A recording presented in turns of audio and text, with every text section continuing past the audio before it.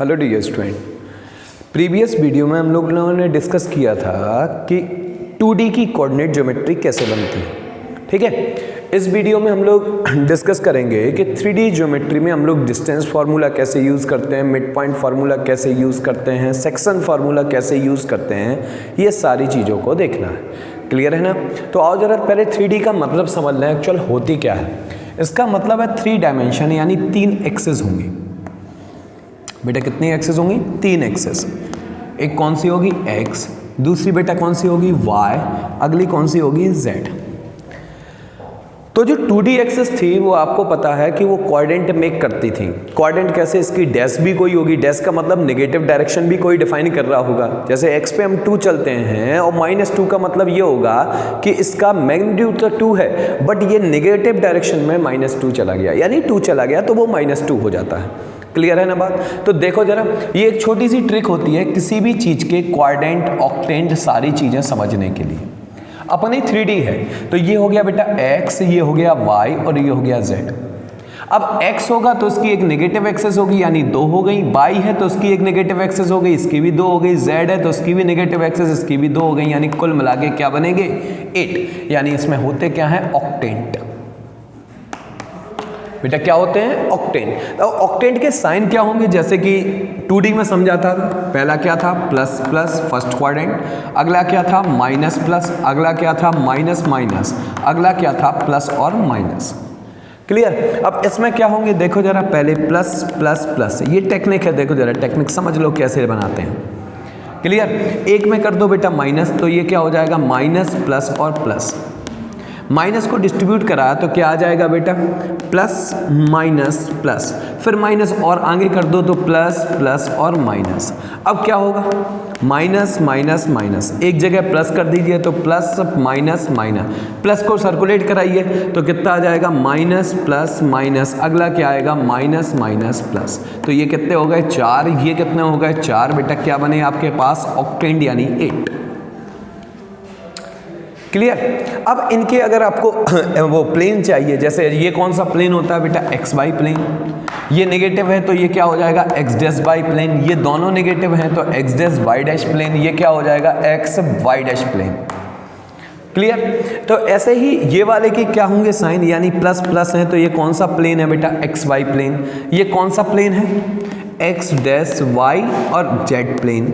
ये कौन सा आ जाएगा? X Y dash Z plane. Negative को डैश से रिप्रेजेंट कर देंगे, पॉजिटिव को वैसा ही रहने देंगे। तो ये X Y Z dash plane हो गया। अगला ये वाला क्या आएगा बेटा? X dash Y dash Z dash plane. ये क्या आ जाएगा? X Y dash Z dash plane. ये क्या आ जाएगा? X dash Y Z dash plane. ये क्या आ जाएगा? एक्स डैश वाई डैश और जेड प्लेन। ये अपने प्लेन हो गए। अब इसमें कंडीशंस क्या होती हैं वो जरा समझिए। अगर कोई भी पॉइंट एक्स वाई प्लेन में है, इन एक्स वाई प्लेन, जब ये एक्स वाई प्लेन में है तो इसमें कहीं z है क्या? नहीं है। तो इसमें पॉइंट्स क्या हो जाएगा? z इक्वल टू कितना आ जाएगा बेटा? 0। इसको हम आपको बकायदा रिप्रेजेंट करके दिखा रहे हैं। ठीक है, तो देखिए जरा कैसे रिप्रेजेंट होगा।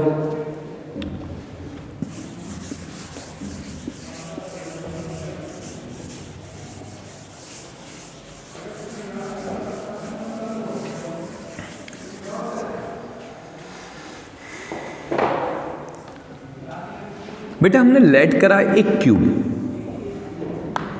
जो तीनों एक्सेस पे है, लेंथ, ब्रेथ और इसकी हाइट है, और तीनों सेम है क्योंकि क्यूब में सारी साइड्स क्या होती हैं? सेम होती हैं। बेटा ये बना,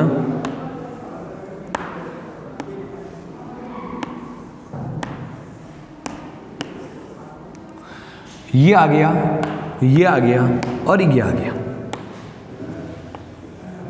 क्लियर?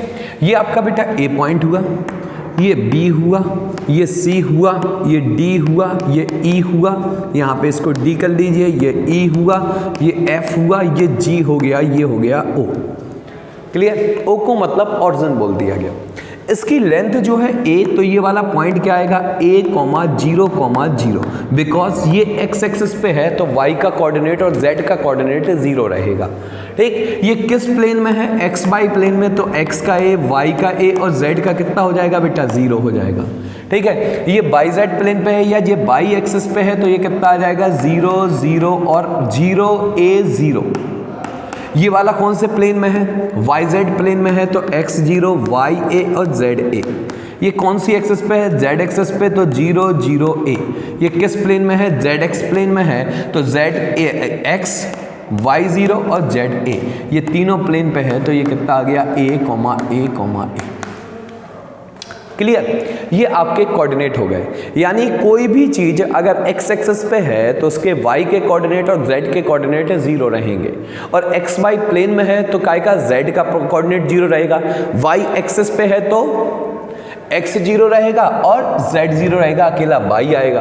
अगर ये लोग y z प्लेन पे है तो x 0 y और z रहेंगे, z एक्सिस पे है तो z रहेगा, बकाया सारे 0।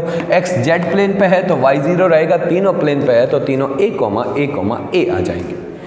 अगर यही क्यूबाइड होता तो इसकी लेंथ होती a, ब्रेथ होती b और हाइट को हमने c लेट कर लिया या एज्यूम कर लिया, तो ये वाला पॉइंट आ जाता है a, b, c। क्यूबाइड होता तो। क्लियर है? अब हम लोग निकालेंगे डिस्टेंस बिटवीन 2 पॉइंट्स।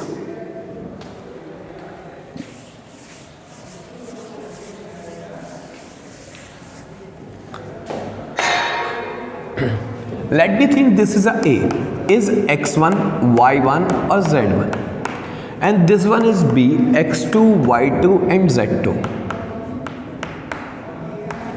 इनके बीच की डिस्टेंस चाहिए, यानी ए बी डिस्टेंस निकालनी है, तो ए बी इक्वल टू आ जाएगा under root of x1 minus x2 का होल स्क्वायर या x2 माइनस x1 का whole square plus y1 minus y2 का होल स्क्वायर या y2 माइनस y1 का whole square plus z2 minus z1 का whole square. ये देखो ये 2D के लिए हो गया और ये एक्स्ट्रा बढ़ गया, तो ये कौन सी एक्सिस हो गई? z axis. तो distance between 2 point in 3D।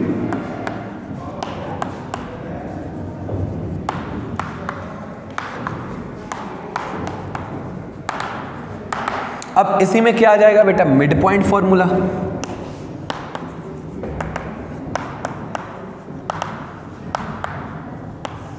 ये पॉइंट आ गया बेटा x1, ये आ गया y1, ये आ गया z1, ये आ गया आपका x2, ये आ गया y2, ये आ गया z2, ये आ गया मिड पॉइंट, ये हो गया p x, y, z। तो बेटा क्या बनेगा formula? x equal to x1 plus x2 upon 2, y equal to कितना आएगा? y1 plus y2 upon 2। फिर एक एक्स्ट्रा चीज बढ़ जाएगी, क्या बढ़ जाएगी इसमें? z equal to z1 plus z2 upon 2। ये हो गया आपके x, y और z। ये this is a mid point. अब आप जरा देखते हैं सेक्शन फॉर्मूला। देखिए जरा सेक्शन फॉर्मूला क्या होता है। सेक्शन फॉर्मूला 2 टाइप से डिवाइड होता है, एक इंटरनली और एक एक्सटर्नली।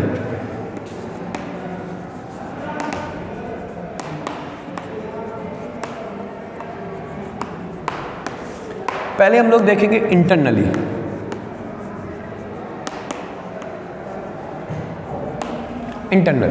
इंटरनली क्या होगा? This is A and this one is B and इसे कोई पॉइंट P ने डिवाइड करा m रेशियो n में।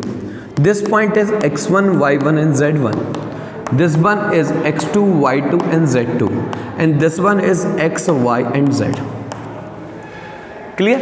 तो अब फॉर्मूला x इक्वल टू क्या आएगा बेटा? m x2 plus n x1 upon नीचे कितना? m plus n।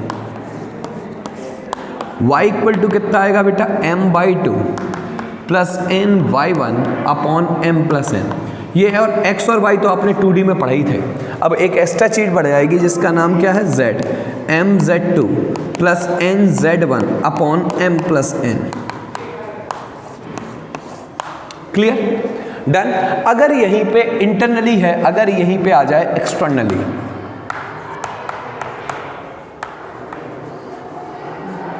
एक्सटर्नली क्या होगा देखते हैं। ये A हो गया, ये B हो गया, यहां पे बाहर कोई Q पॉइंट कट कर गया। किस रेशियो में बेटा? M रेशियो N में। क्लियर। तो ये पॉइंट्स क्या हो गया बेटा, x1 y1 और z1। ये वाला पॉइंट क्या हो गया, x2 y2 और z2। ये वाला पॉइंट क्या आ गया, x y और z। क्लियर। अब हमें क्या निकालना है, एक्सटर्नली डिवीजन। तो क्या आ जाएगा बेटा, x equal to M X two minus N X one upon M minus N. y equal to कितना आ जाएगा, m by two minus N Y one upon M plus N, m minus N. z equal to कितना आ जाएगा बेटा, m z two minus N Z one upon M minus N. Clear. ये internally division हो गया, ये externally division हो गया। नेक्स्ट आगे बढ़ते हैं, सेंट्रॉइड ऑफ ट्रायंगल।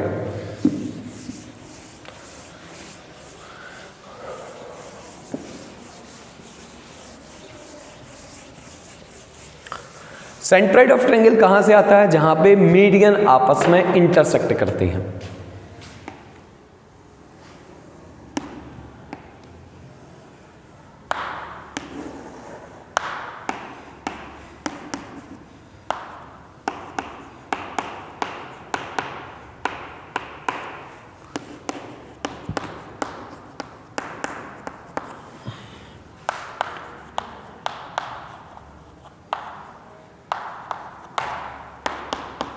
ये इसका मीडियन हो गई, यहां पे ये मीडियन हो गई, डी ई कर लीजिए आप इसको। ठीक है, तो ये होगा जो, इसे क्या बोलेंगे हम लोग, सेंट्रॉइड ऑफ ट्रायंगल। ये मीडियन को 2:1 में डिवाइड करता है। ये मीडियन को किस रेशियो में डिवाइड करता है, 2:1 में। तो फॉर्मूला क्या बनेगा, x equal to x1 plus x2 plus x3 upon 3। y equal to कितना आ जाएगा, y1 plus y2 plus y3 upon 3। z equal to क्या आ जाएगा, z1 plus z2 plus z3 upon 3। ये हो गया बेटा सेंट्रॉइड ऑफ ट्रायंगल। ठीक है, तो आप लोगों को करना क्या है, ये सारे फॉर्मूले आपको याद करने हैं। किसका, distance formula, mid point formula, ठीक, सेक्शन फार्मूले दोनों टाइप से, इंटरनली और एक्सटर्नली। और क्या याद करना है, सेक्शन फार्मूला। ठीक है, सेक्शन फार्मूला हो गया, और क्या याद करना है, ये centroid of triangle. Clear. Next video में इसके कुछ रिलेटेड क्वेश्चन आपको कराए जाएंगे। ठीक है, थैंक यू।